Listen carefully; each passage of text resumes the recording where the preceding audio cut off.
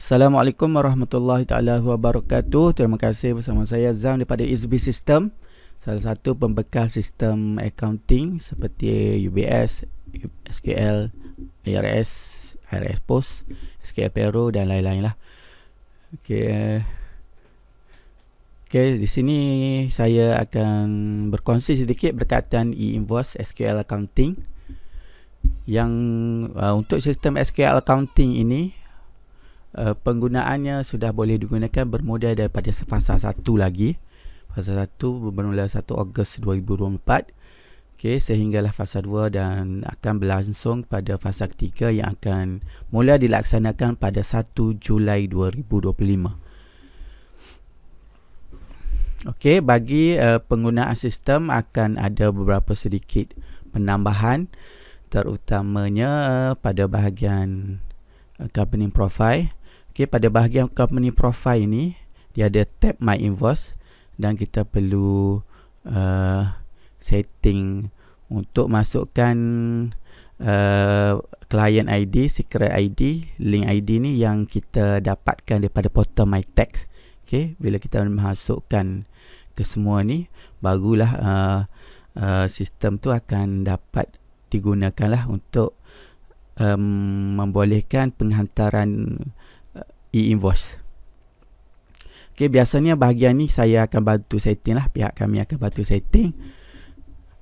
Dan perlu pihak klien, pihak tuan puan perlu sediakan director punya ID untuk login ke portal my tax, dan seterusnya saya akan bantulah untuk dapatkan client ID, client secret 1, client secret 2 ni. Seterusnya pada bahagian customer akan ada tambahan pada bahagian, contoh saya buka salah satu bahagian ni, postcode city state ni akan ada tambahan. Kalau version yang sebelum ni jika version lama mungkin tak ada. Yang saya ceritakan ni berkaitan dengan 55 medan wajib ataupun medan pilihan untuk pelaksanaan e-invoice lah. Tadi bahagian company profile itu untuk letterhead kita, dia ada tambahan untuk teks tu. Lepas tu pada bahagian ni ada postcode ni. Kalau dah ada bahagian ni, pada bahagian address ni dah ada, kita perlu juga masukkan ni sebab ni untuk untuk keperluan LHDN lah, sebab dia ada kolom khusus untuk bahagian postcode city state. Sama juga untuk bahagian supplier. Seterusnya pada bahagian kalau untuk company BRN lah, Business Registration Number. Kalau untuk individu mungkin IC. Dan juga nombor TIN number. Untuk syarikat seni berhad ataupun berhad, sebahagian besarnya dalam database SQL ni dia boleh generate automatic. Kita masukkan je nama company dan kita boleh generate dengan tekan button search ni. Kalau ada nama company berkenaan, kita boleh generate terus lah nombor TIN ni. Pada bahagian supplier sama juga, kita perlu ada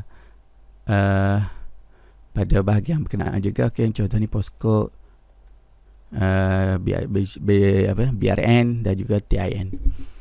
Seterusnya kalau yang guna bahagian maintain stock item, biasanya gunalah sebab kita akan buat e-invoice tu akan ada pada bahagian invoice, cash sale, debit note, credit note. Purchase pun kalau yang guna untuk self pay, dia ada sama juga, purchase, cash purchase, debit note, credit note lah. Untuk maintain item tadi, untuk maintain item ni akan ada satu tambahan, dia ada untuk classification. Jika perniagaan kita tu ada berkaitan dengan ni, kita boleh pilih lah. Kalau yang tak ada dalam pilihan ni, kita just pilih 022 tu untuk others.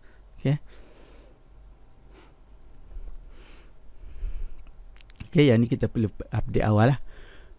Okey, barulah kita boleh buat e-invoice. Okey, contoh saya pergi pada invoice. Okey, saya buat new satu. Okey, saya pilih yang saya dah create tadi. Okey, item. Satu saya jual untuk item ni 3 unit. Okey. Okey,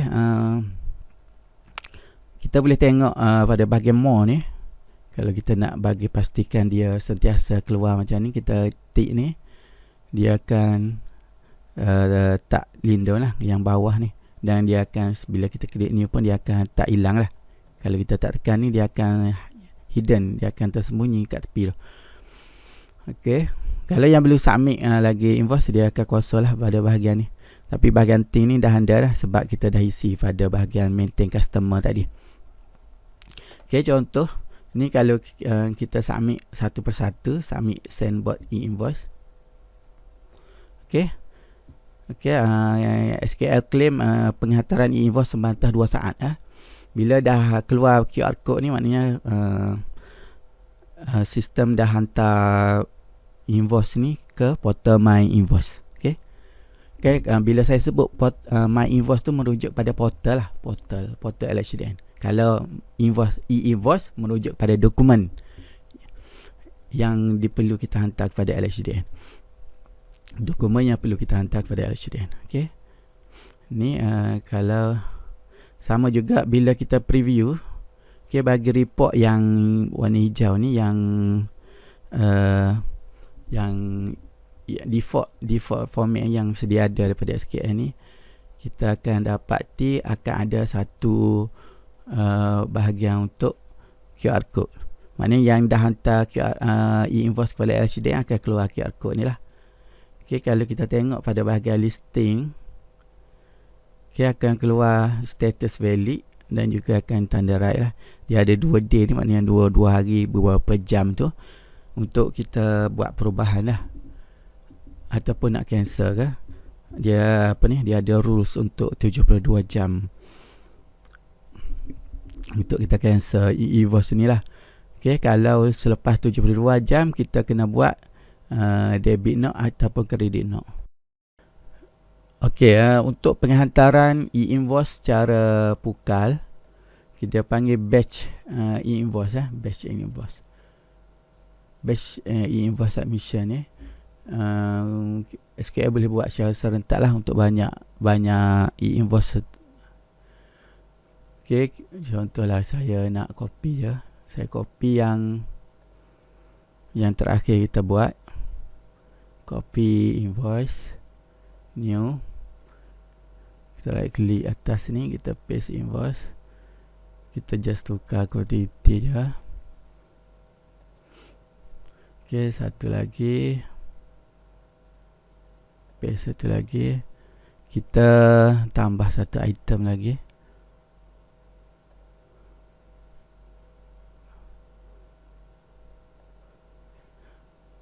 Sama je harga ni. Cuba aja 2. Okay, save. Satu lagi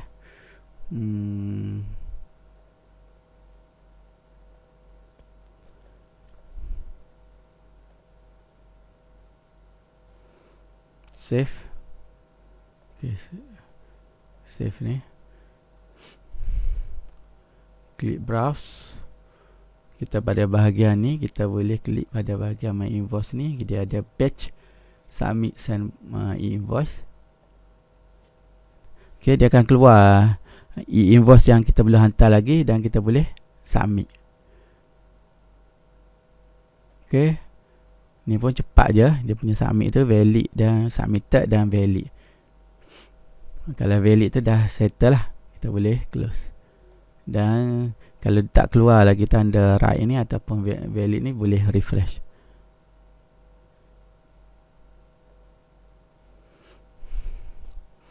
Okay, dah keluar valid ni. Dan kita dah siap hantar lah ke portal My Invoice. Okay, dan akan ada notifikasi lah daripada portal My LHDN untuk klien tu.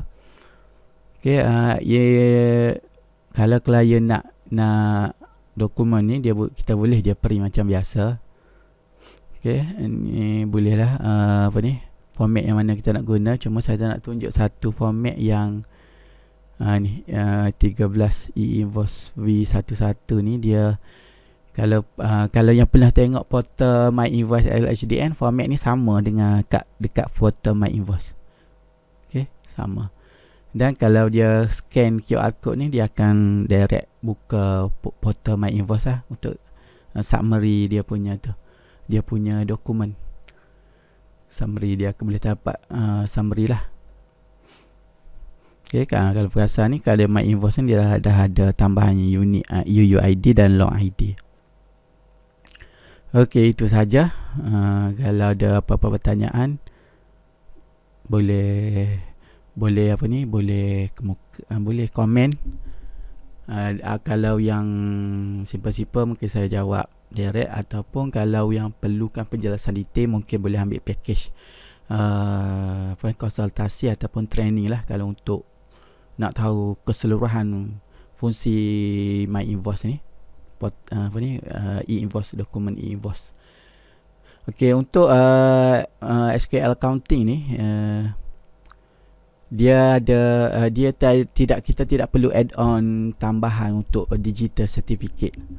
Okey, setengah company tu dia ada charge tahunan, setengah software tu dia ada charge tahunan untuk digital certificate tu, dan perlu renew tu tahunan. Kalau untuk SQL ni dia dah include dalam pembelian tu, dan kita boleh gunakan terus menerus lah tanpa ada charge tambahan. Cuma yang pelanggan lama SQL accounting perlu upgrade kepada version terkini, dan juga tambah modul untuk e-invoice. Okey, sekian, terima kasih.